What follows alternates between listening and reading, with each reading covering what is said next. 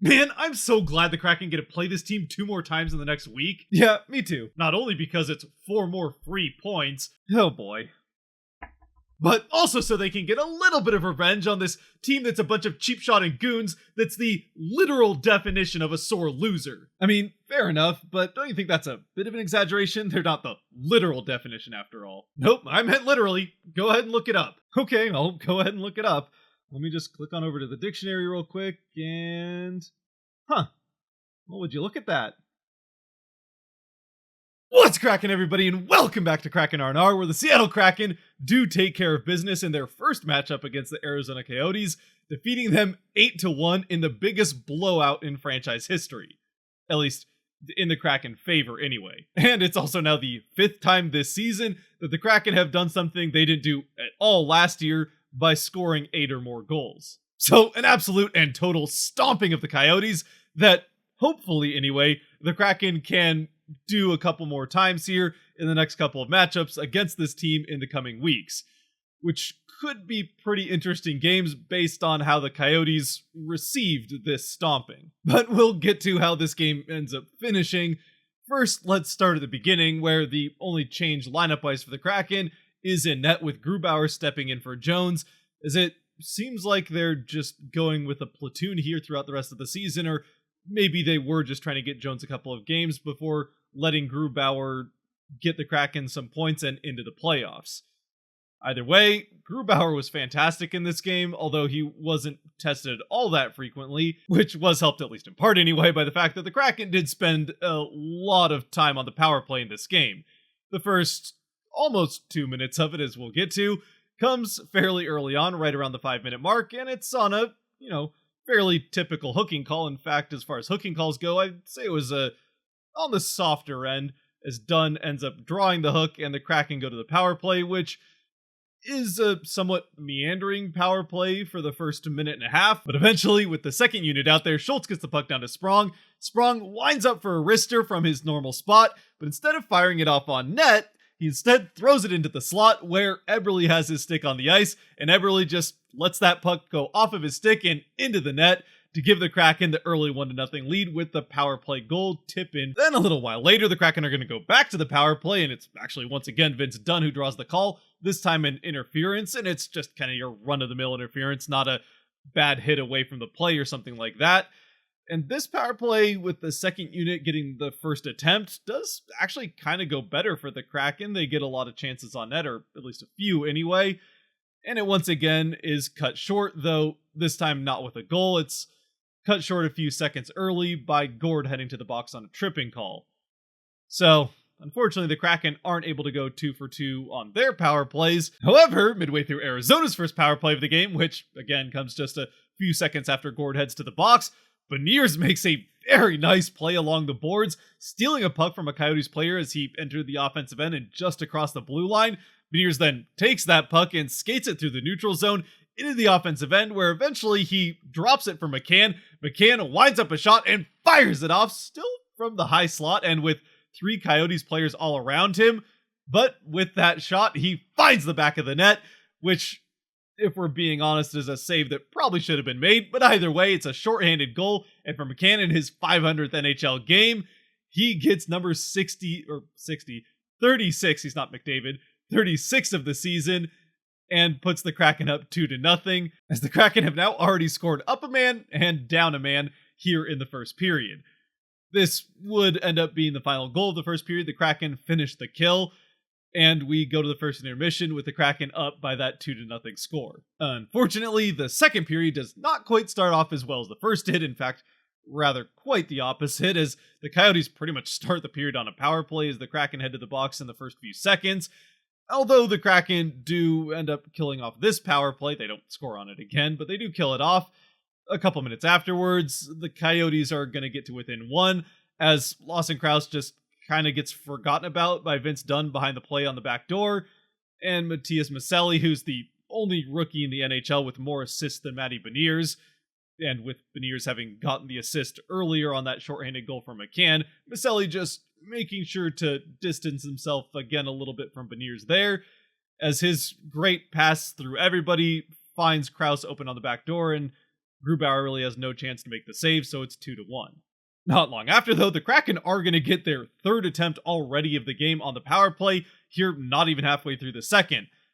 A power play which, it has to be said, was rather uninspired. They do end up getting the one shot off, but other than that, it was pretty much just the puck getting constantly cleared out of the Arizona end of the ice, and not much comes of this power play. But the Kraken, out of that unsuccessful power play, are able to keep momentum, and the pressure at the Arizona end, which eventually, off of a bit of a rush, leads to their third goal of the game, and Carson Soucy's third goal of the season, breaking a long drought for him, as Sprong finds him with the pass across the offensive end, with Soucy coming down into the play at the faceoff dot, and Soucy just puts it right through the 5-hole to put the Kraken up 3-1.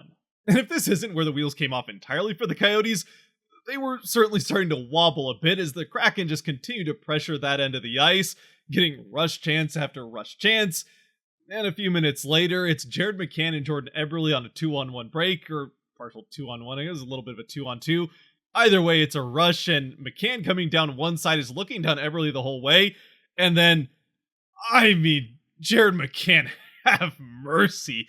He just, as he gets up to the faceoff dot, drags the puck in front of the Coyotes player, who does almost steal it from him, but McCann sticks with it, dragging that puck into the slot with him, and then just firing off the shot right back the other way and putting it perfectly top corner past the goaltender, who honestly just has no shot. It's a perfect shot on an incredible play from McCann. Again, pulling it into the slot, which pulls the goaltender with him into the middle of the crease, and then putting it right back the other way. It would have been a pretty nice save to make, and McCann puts the Kraken up 4-1 with his second of the game, and again, just having a 500th career game to remember. Unfortunately, he doesn't end up finishing it off with the hat trick, spoiler alert, but just... Originally, McCann's 37th of the season is ruled as an unassisted goal, but one assist I think was pretty warranted here. Soucy's the one that manages to whack it out of the Kraken defensive end to start this rush in the first place, so he picks up the assist, which the fact that he didn't get it originally when it was announced will come into play later, as we'll talk about. But the secondary assist on this goal, I do think might have been a bit of a gift from the official scorers here, but I'm not going to nitpick too much, because with the secondary assist and his first point of the season is Philip Grubauer getting a goalie point, and actually give me a second here. It is the first goalie point of the season for the Kraken, and second in the franchise's history, as Grubauer did have one last year, and again, it might have been a bit of a gift, but what the heck, it's fun. Following that, though, an imperfect second period to say the least here for the Kraken, although they do outscore the Coyotes in it 2-1. They bookend the period with the power play for the Coyotes at the beginning, and also one here at the end to close things out, which the Coyotes do nearly score on to pull within 2, but the Kraken are able to keep it out, thanks in part to Grubauer again.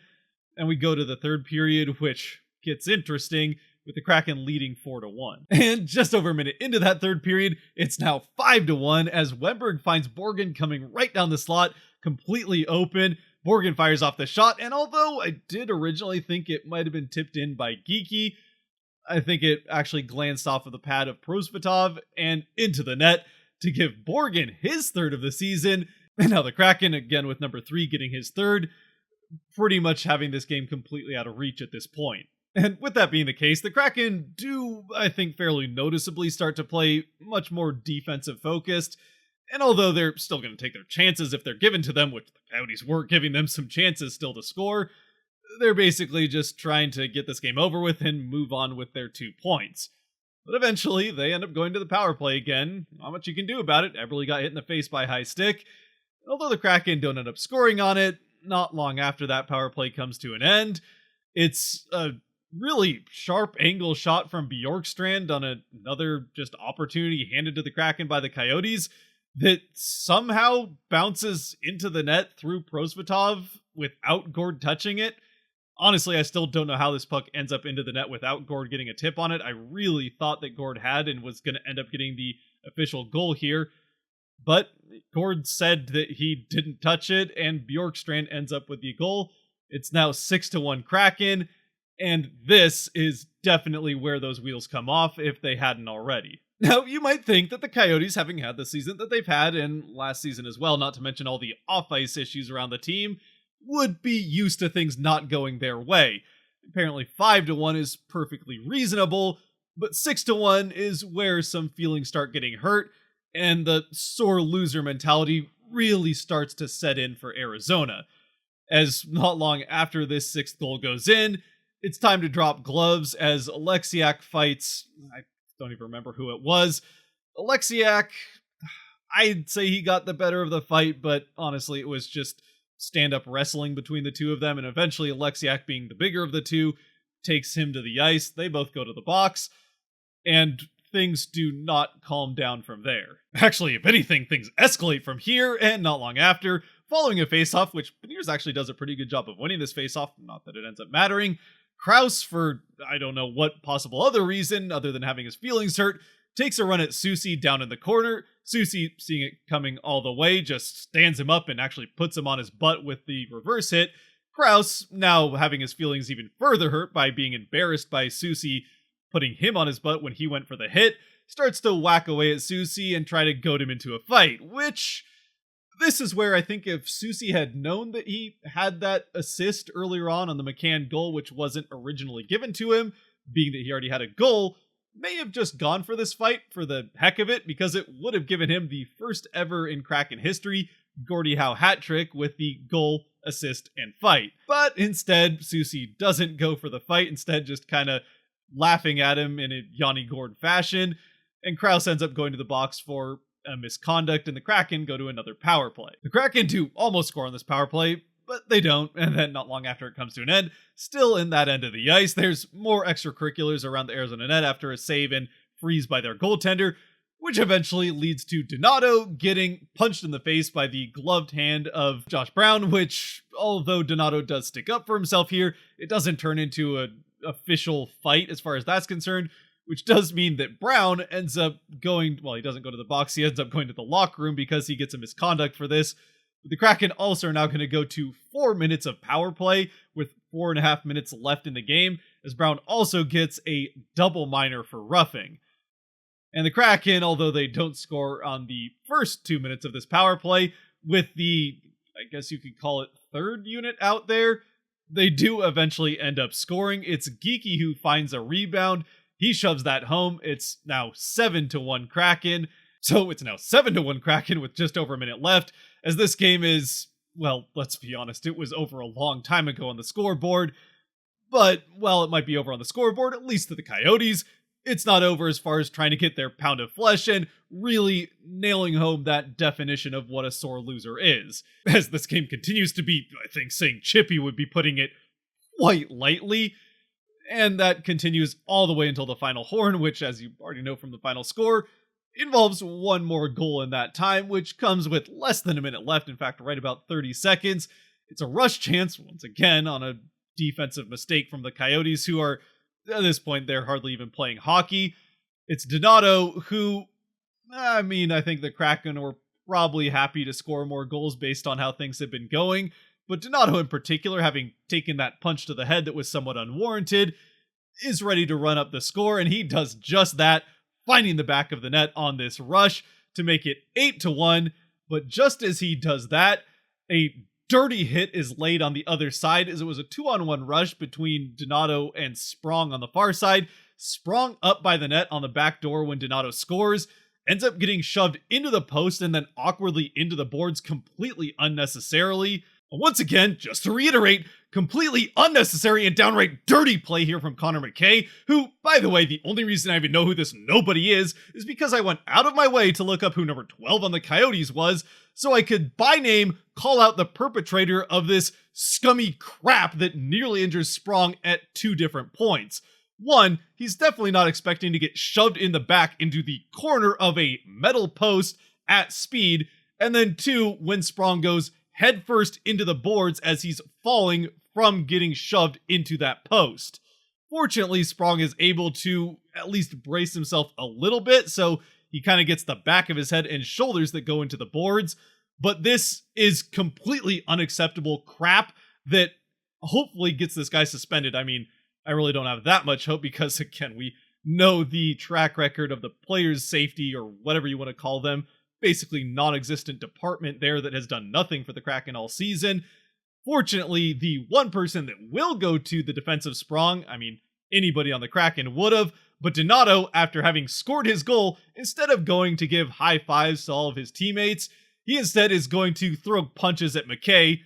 Once again, someone who's a bit bigger than him, and it doesn't really go that well for Donato, but he's going right away to stick up for Sprong after having scored his goal. In the end, when the dust settles from all this, which does boil over to more than just the two of Donato and McKay, it's 4 more people that are going to get misconducts and have their games finished, on top of the one already for the Coyotes. That being obviously Donato and McKay being gone, as well as Susie and O'Brien, who, to go back to that fight with Alexiak, is the guy for the Coyotes that was fighting Alexiak. So in the end, 5 guys end up getting misconducts in this game. Those 4 all end up leaving to the locker room. I mean, it's only 20 seconds that's left, so they drop the puck. Those 20 seconds are killed off, and this game comes to an end without too much more chaos. But yeah, a bunch of completely unnecessary crap from a Coyotes team that, sure, you want to play the game with some pride coming into it, but at the point where you're down 6-1 in the third period, I get that you're frustrated because your team's crap, and let's face it, other than being NHLers, so you're better than everyone else in the world, at an NHL level, most of the players are crap. But still, this is just, well, it'll make the next 2 games interesting against this team in this week coming up. Which, I suppose, speaking of those games, the next one against the Coyotes is actually the very next game that they play. The Kraken have one against Vancouver here as part of a back-to-back with this game, so they have one in between. But if there are any suspensions, and I wouldn't expect any out of this, the only things that could be suspensions would be that hit from McKay and maybe the punch from Brown. Again, wouldn't expect any, but if there are suspensions, it would probably be 1 game, and those guys would not be in this next one against Arizona coming up on Thursday. Not that, especially in the case of McKay, it really matters all that much, but still. All in all, then, with this game, aside from all the childish crap that the Coyotes bring into it towards the end, it's a relatively good game from the Kraken. Obviously, 8-1 you can hardly complain about. They certainly took advantage of the mistakes the Coyotes made. The second period was a bit sloppy if you want to nitpick, and you probably want to be a little bit more careful about sending teams to power plays if you're the Kraken. I mean, the Coyotes aren't the most dangerous power play in the world, but you just want to have good habits going into the playoffs. And that second period certainly wasn't full of great habits, but the third period they played well, again, playing solid defense and just waiting to pounce on mistakes, which they found their fair share of to run up that score. Other than that, then, since, again, this is the first half of a back-to-back for the Kraken, let's just get to the 3 stars, where I'm not going to argue too much with, or at all, really, with the official stars. McCann is going to get the first star, again, his 500th game, getting 2 goals and 1 very nice goal, even if the first one was probably one that should have been saved. The second one was an absolute beauty. The second star in this game is going to be Carson Soucy for me. Yes, he gets kicked out of the game, or the last 20 seconds of the game at the very end, but I think that is more than acceptable, and in fact, probably just gets him an extra pat on the back, if anything. Plus, he also does have the goal and assist in this game on top of it.